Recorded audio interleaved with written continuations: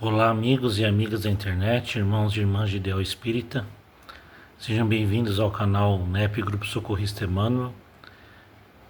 Esse é o resumo da aula 7 do estudo do Atos dos Apóstolos, que ocorreu no dia 23 de novembro de 2025, onde vimos o final do capítulo 2 de Atos dos Apóstolos, onde vai falar sobre a vida dos primeiros cristãos. O início do capítulo 3 vai falar a cura de um coxo. A perícope do capítulo 2, dos versículos 42 a 47, a vida dos primeiros cristãos. Estavam perseverando no ensino dos apóstolos, na comunhão, no partir do pão e nas orações. Havia temor em cada alma. Muitos prodígios e sinais eram realizados através dos apóstolos. Todos os que criam estavam no mesmo lugar e possuíam todas as coisas em comum. Vendiam as propriedades e os meios de subsistência e os distribuíam entre todos, conforme a necessidade de cada um.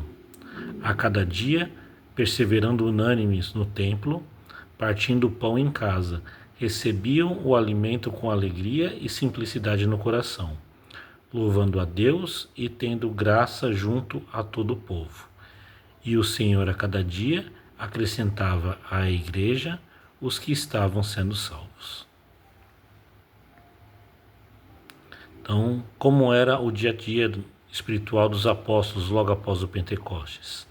Então, eles mantinham uma rotina de oração 3 vezes ao dia, conforme a tradição judaica. De manhã, Shacharit, à tarde, Minchá e à noite, Arvit.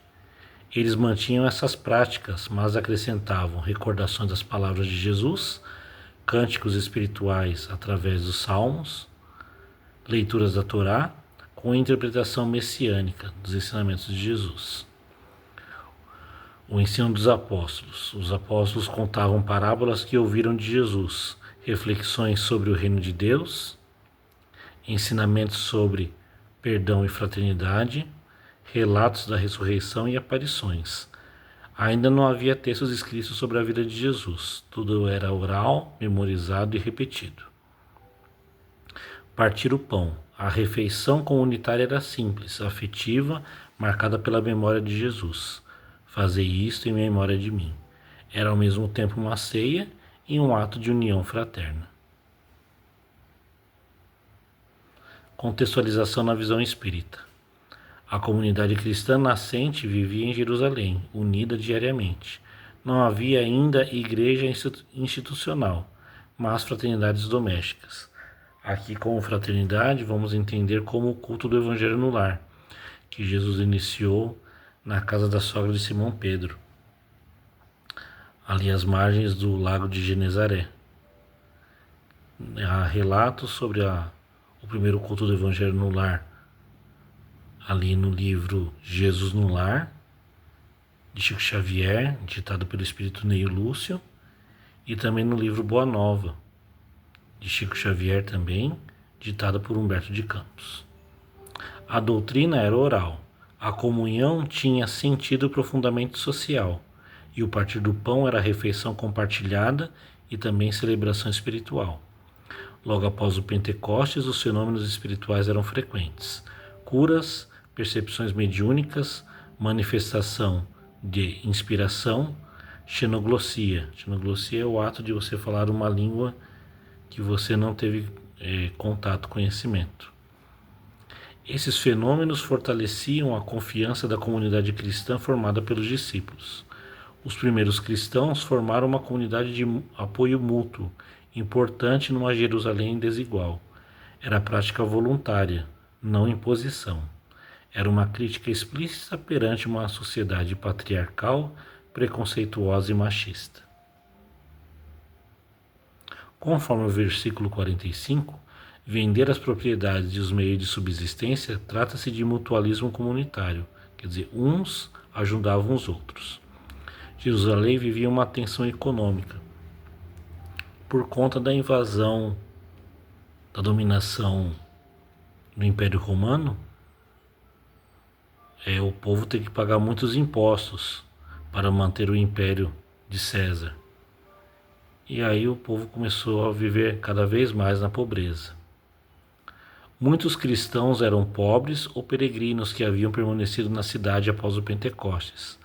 A simbologia de partir o pão espiritual, ou seja, seria expandir os ensinamentos de Jesus para todos os povos. O cristianismo primitivo unia o templo, a tradição judaica, e casas, que era a comunidade nascente. Havia alegria entre os discípulos porque viviam uma fraternidade concreta. A comunidade cristã nascente era admirada pelos pobres e excluídos da sociedade judaica. A fé sem obras é uma fé morta, dizia o discípulo Tiago. Com o passar do tempo, os discípulos começaram a atrair novos adeptos através do seu exemplo e não pelas palavras. Logo com o tempo, iria surgir a Casa do Caminho. Foi criada pelos apóstolos para acolher todo o povo sofrido daquela região. Então, a primeira reflexão aqui no livro Vinha de Luz, ditado por Emmanuel, capítulo 39, em que perseveras? E perseveravam na doutrina dos apóstolos e na comunhão e no partir do pão e nas orações. Atos capítulo 2, versículo 42. Observadores menos avisados pretendem encontrar inteira negação de espiritualidade nos acontecimentos atuais do planeta.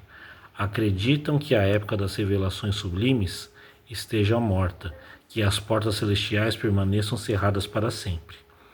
E comentam entusiasmados, como se divisasse um paraíso perdido, os resplendores dos tempos apostólicos, quando um pugilo de cristãos renovou os princípios seculares do mais poderoso império do mundo. Asseveram muitos que o céu estancou a fonte das dádivas, esquecendo-se de que a generalidade dos crentes entorpeceu a capacidade de receber. Onde a coragem que revestia corações humildes à frente dos leões do circo? Onde a fé que punha afirmações imortais na boca ferida dos mártires anônimos? Onde os sinais públicos das vozes celestiais? Onde os leprosos limpos e os cegos curados? As oportunidades do Senhor continuam fluindo incessantes sobre a terra. A misericórdia do Pai não mudou. A providência divina é invariável em todos os tempos. A atitude dos cristãos, na atualidade, porém, é muito diferente. Raríssimos perseveram na doutrina dos apóstolos, na comunhão com o Evangelho, no espírito de fraternidade, nos serviços da fé viva. A maioria prefere os chamados pontos de vista, comunga com o personalismo destruidor, fortalece a raiz do egoísmo e raciocina sem iluminação espiritual. A bondade do Senhor é constante e imperecível. Reparemos, pois, em que direção somos perseverantes. Antes de aplaudir os mais afoitos, procuremos saber se estamos com a volubilidade dos homens ou com a imutabilidade do Cristo. O segundo texto de reflexão está no livro Palavras de Vida Eterna, de Emmanuel também, ditado por Emmanuel, capítulo 29, no estudo da salvação. E todos os dias acrescentava o Senhor à igreja aqueles que se encontravam em salvação. Também está em Atos, capítulo 2, versículo 47. A expressão fraseológica do texto varia por vezes, acentuando que o Senhor acrescentava à comunidade apostólica todos aqueles que estavam se salvando ou que se iam salvar. De qualquer modo, porém, a notícia serve de base a importante estudo da salvação. Muita gente acredita que salvar-se será livrar-se de todos os riscos, na conquista da suprema tranquilidade. Entretanto, vemos o Cristo apartando as almas em processo de salvação para testemunho incessante no sacrifício. Muitos daqueles que foram acrescentados ao serviço da Igreja nascente conheceram aflição e martírio, lapidação e morte.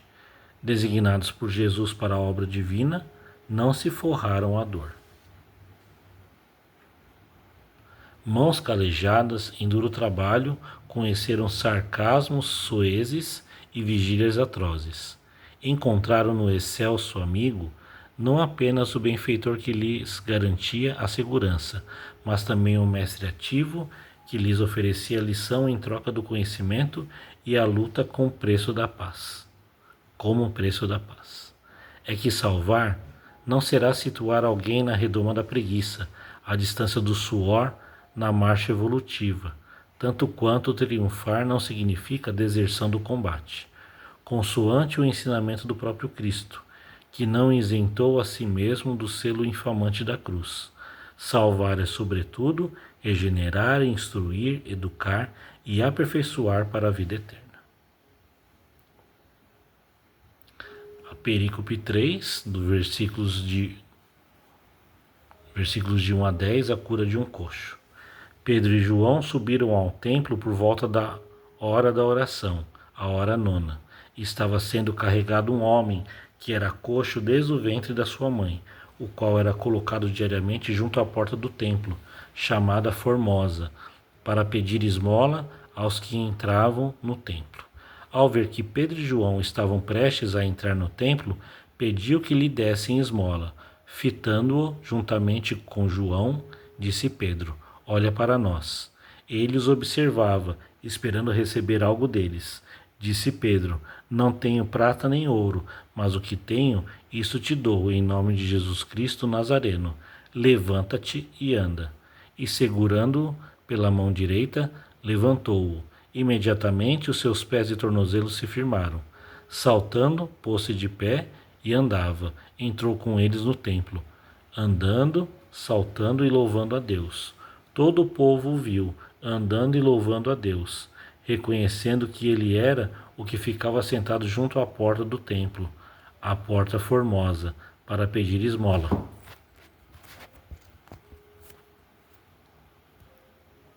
E se encheram de assombro e de êxtase a respeito do que lhe havia sucedido.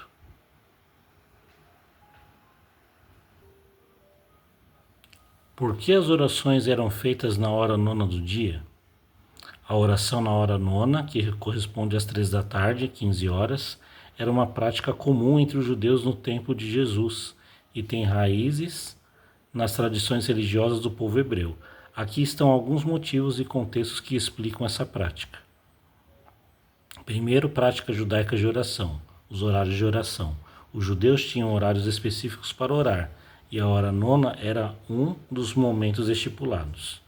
As outras horas de oração incluíam a manhã e a tarde, como está refletido na tradição da oração vespertina e do sacrifício da tarde.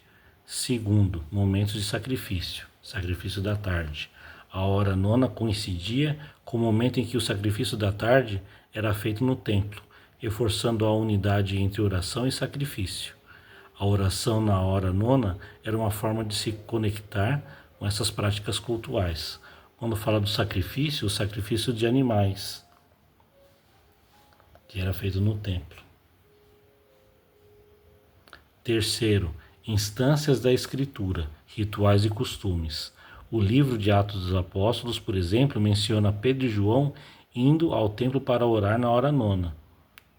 Isso mostra que essa prática era parte da vida diária e religiosa dos judeus, incluindo os seguidores de Jesus. Quarto, simbologia da hora, reflexão e arrependimento. À tarde, geralmente, um tempo de reflexão, também simbolizava um momento de arrependimento e introspecção. Para muitos, era uma hora para se voltar a Deus e buscar orientação. E o quinto, interligação com a morte de Jesus, relação com a crucificação. A hora nona também é significativa porque, segundo os evangelhos, foi aproximadamente nesse horário que Jesus expirou na cruz. Assim, essa hora ganhou um simbolismo ainda mais profundo para os cristãos, ligando a oração à memória da crucificação e à redenção. A porta formosa no Templo de Jerusalém. À esquerda está a imagem de hoje do que restou das muralhas de Jerusalém, do templo, aí a chamada Porta Formosa. Então a Porta Formosa era uma das portas do Templo de Jerusalém, também conhecida como Porta Dourada ou Porta Oriental. Era uma das entradas principais, notável por sua beleza e riqueza.